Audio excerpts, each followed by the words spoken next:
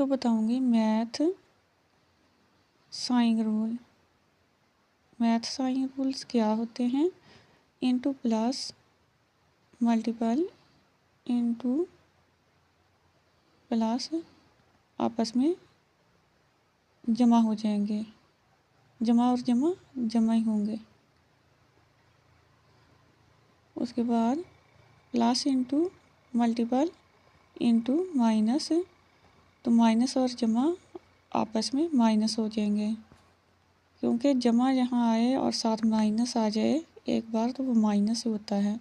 उसके बाद into minus multiple into plus, तो फिर भी पहले माइनस आया तब भी जमा माइनस माइनस ही हो जाएगा। उसके बाद है into minus multiple minus, minus और माइनस आपस में जमा होते हैं। यहाँ 2 बार माइनस आ जाए वो आपस में प्लस होगा, तो हम इसको प्लस में लिखेंगे अलामत को। ये हैं basic math rules for plus minus.